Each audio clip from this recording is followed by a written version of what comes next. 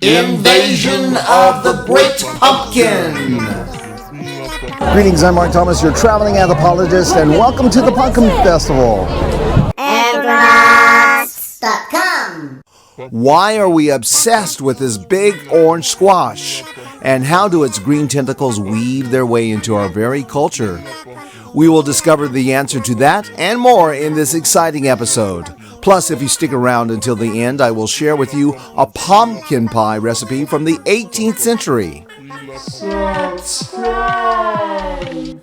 We are here in Half Moon Bay, California, just south of San Francisco, for their annual Art and Pumpkin Festival, where they celebrate everything pumpkin.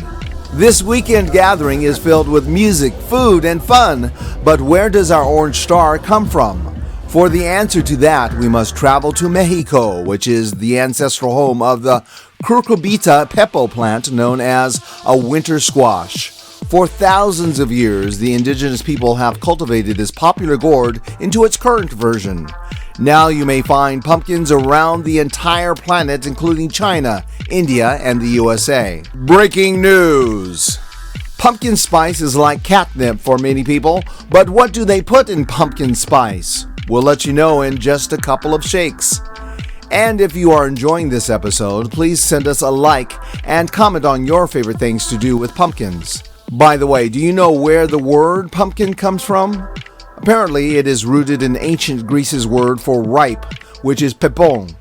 This term made its way to France via Rome to become popon, meaning melon, and after interacting with the American Wampanoag people, it becomes popukon, meaning grows forth round, which is further modified by 17th century English colonists to the pumpkin term that we use today. Please check out our Wampanoag language video for more information.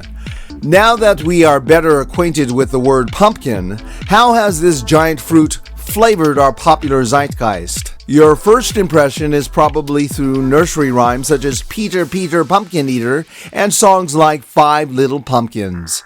Later on, you graduate to the Smashing Pumpkins Band while seeing movies like Pumpkinhead, Legend of Sleepy Hollow, and The Nightmare Before Christmas.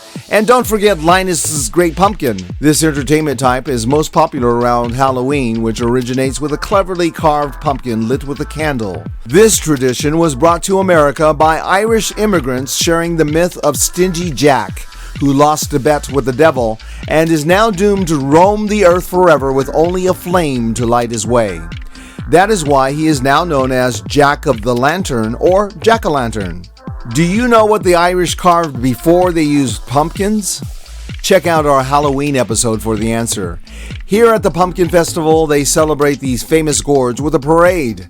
This procession includes the usual marching bands, floats, and even Santa Claus. But what makes this parade special is that it also includes some of the heaviest pumpkins in the world, competing for the championship, all weighing over a ton.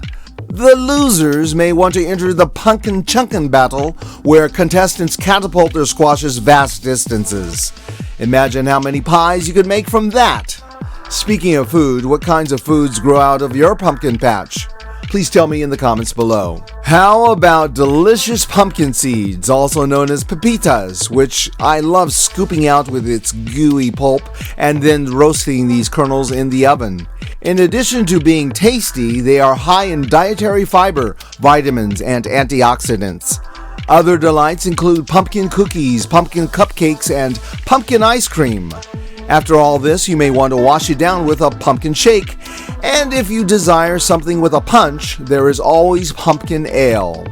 Now, the most traditional way to serve pumpkins is with that delectably warm Thanksgiving pumpkin pie, topped with whipped cream and cinnamon. American colonists originally make this by hollowing out a pumpkin shell, filling it with sweetened milk, and then placing it over a fire. Although you can make it with the canned version, I would recommend you try Amelia Simmons' 1796 recipe published in American Cookery.